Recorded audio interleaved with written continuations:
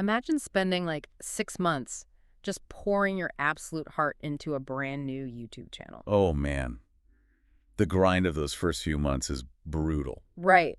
It's so much work. You're building these incredible atmospheric history documentaries, and then finally you hit 1 million views on a video about the Roman Empire. A huge milestone. Exactly. You cross that subscriber threshold. You finally get to hit that glorious monetize button, and you're thinking, well, this is it. That digital real estate is finally paying off. Which is the dream for, anyone listening to this right now. But then a few days later, instead of a direct deposit, you get an email.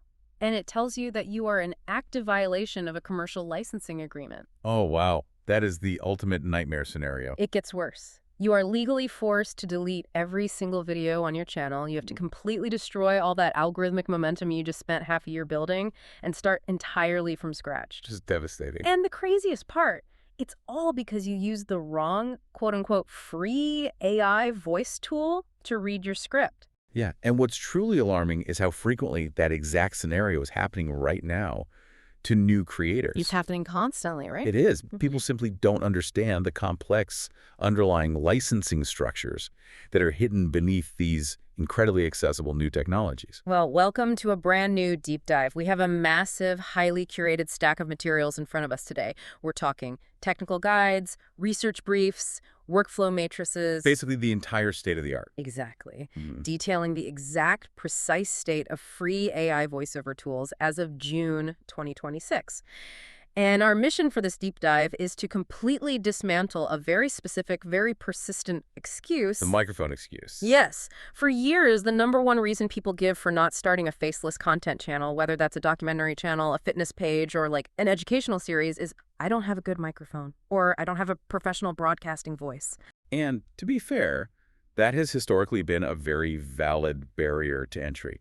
I mean, if you wanted to produce broadcast quality audio in the past, you were looking at a really significant capital investment. Oh, absolutely. The gear alone was crazy. Right. You needed to purchase acoustic foam for room treatment, a high-end XLR microphone, a dedicated preamp, and an audio interface. It added up fast. And if you didn't have the budget or, the technical expertise to set all that physical gear up, Then your only other option was to hire a professional human voiceover artist. Huh. And that typically ran anywhere from $50 to $100 per finished minute of audio. per minute. Yeah. So for someone just testing the waters of content creation, Yeah.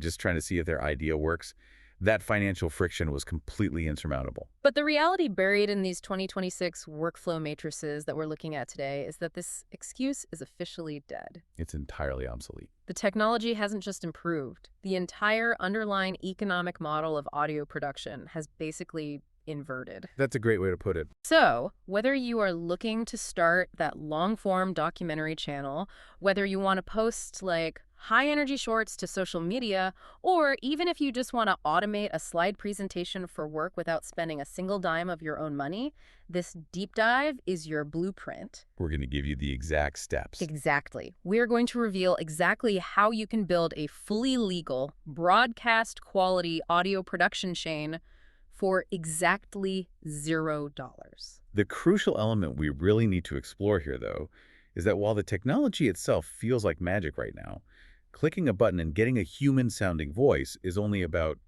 I'd say, 10% of the equation. Right. The button click is the easy part. Exactly. The real secret to building a sustainable asset lies in mastering the workflow, understanding the intricate post-production audio engineering, and having an ironclad grasp of your legal rights. So to understand why the rules of the game have completely changed, we kind of have to look at the timeline. Because I think a lot of people, maybe even you listening right now, are still carrying around assumptions from just a few years ago. Oh, definitely. The landscape has moved incredibly fast. If you asked someone in, say, 2022 what an AI voice sounded like, they would accurately describe something robotic, jittery, and completely devoid of emotion. Yeah, that assumption was entirely accurate for the era of what we call concatenative synthesis. Concatenative synthesis. Okay, break that down for us. Well, understanding how that older technology worked is really essential for appreciating the paradigm shift we're currently experiencing. Concatenative synthesis was essentially an audio mosaic. Like a collage of sounds. Exactly. Software developers would bring human voice actors into a recording studio and have them read thousands upon thousands of random, phonetically diverse sentences. So they were basically just reading raw audio data, not even a real script. Precisely. just hours of disconnected sounds. Then the system would take those hundreds of hours of recordings and digitally chop them down into microscopic phonetic units. We're talking really tiny pieces, right? Minuscule. Every tiny vowel sound, every hard consonant, every subtle transition between, like, a th and an air sound. Okay, so they have this massive database of sound chunks. Right, so when you typed a script into one of these older systems, the software would scan its database, find the individual phonetic puzzle pieces, and digitally glue them together to form your words. It's basically like cutting individual letters and words out of a dozen different magazines to paste together a ransom note. That is the perfect analogy. Like, technically, yes, you are creating a new sentence, but visually, or in this case, auditorily, it's just a jagged mess. And that ransom note auditory artifact is exactly what people associate with bad AI. I mean, you could quite literally hear the digital seams where two mismatched audio clips were forced together. Oh, yeah, you'd hear the pitch suddenly jump right in the middle of a word. Exactly, because the original source files were spoken with entirely different inflections on different days. There was no overarching emotional arc to a sentence. And the breathing was always super weird, too. Right. Breathing was either entirely absent, which made the voice sound really claustrophobic and unnatural, or it was inserted at bizarre, mathematically generated intervals that made no conversational sense. But then, right around 2024 and pushing really heavily through 2025, we crossed this massive invisible threshold into something called neural text-to-speech. And this was the game changer. It completely abandoned the ransom note method. It did. So how does neural TTS actually work under the hood? Well, neural TTS represents a fundamental shift in architecture. Instead of chopping up and reassembling existing audio files, neural models utilize deep learning networks trained on vast oceans of speech data. So they aren't just storing audio clips on a hard drive somewhere. Not at all. They are learning the underlying mathematical patterns of human speech. The model actually learns intent. It learns context. Wow. Yeah, it understands that if a sentence structure implies a question, the pitch must naturally elevate toward the final syllable. Oh, that makes sense, like how our voices naturally go up when we ask something. Exactly. It also understands that a speaker takes a much deeper, sharper breath before delivering a complex run-on paragraph than they do before a simple three-word exclamation. The analogy from our research notes that I think perfectly crystallizes this is the evolution of photography. Oh, I love this comparison. Right. So think about the shift from older digital cameras to modern smartphone cameras. For decades, if you wanted a beautiful portrait with a blurry background and perfect light balance, you really needed a bulky DSLR camera. You needed heavy glass lenses to physically manipulate the light, large sensors? Exactly. The hardware was the barrier. But then computational photography arrived. The lens on your phone is tiny, but the software, the neural processing inside the phone, calculates depth, isolates the subject, and dynamically balances the exposure in real time. The heavy lifting moved from physical hardware to digital computation. Yes. And neural TTS is basically computational photography for audio. You don't need the physical foam panels and the expensive microphone anymore because the neural net in the cloud is mathematically predicting and generating the perfect audio waveform entirely from scratch. And that technological leap triggered a massive economic shift, which is really the crux of our deep dive today. Because it wasn't always free, right? No, definitely not. When neural TTS first debuted, generating those mathematical waveforms required immense computational power. We refer to this in the industry as compute inference. Right, running those massive models. Running them was incredibly expensive for the server hosts, which is why the early adopters had to pay $30 or $40 a month just to access a decent voice. But over the last 2 years, something changed. Yes. The underlying hardware became exponentially more efficient, and the software models were highly optimized. The cost of compute inference effectively hit rock bottom. Which means major tech companies could suddenly afford to just give away what used to be highly premium, heavily gated technology. Exactly. The gap between premium, expensive subscription tier and a completely free web tool has essentially vanished for the average casual listener. That's wild. So you're saying if we put them side by side? If you take a premium AI voice and a top-tier free AI voice and play them back-to-back for a viewer scrolling through social media on their phone, the listener cannot distinguish the difference. They just can't tell. They can't. Yeah. The three foundational pillars of voiceover clarity of the recording, natural pacing, and emotional tone are fully achievable on free tiers today. And this creates just a wild discrepancy in the market. Human perception is lagging so far behind the technological reality. It really is. Right now, there are countless people listening to this who are sitting on incredible ideas for channels or businesses, but they are paralyzed by an outdated 2022 mindset. They still think the AI is going to sound like a digital ransom note. Or they think they need to save up $1,000 for gear. But if you understand that the paradigm has shifted today, you have this incredible first mover advantage. You can outpublish anyone who is waiting for the perfect studio. However, I have to jump in here because that eagerness to outpublish is exactly what leads new creators into the most dangerous trap in the entire synthetic media landscape. Ah, yes, the legal trap. Because the barrier to entry has dropped to zero, the immediate temptation is to just find the company with the most realistic, famous voices, type in a script, download the audio, and immediately upload it to a public platform. Which brings us right back to that nightmare scenario we started the show with.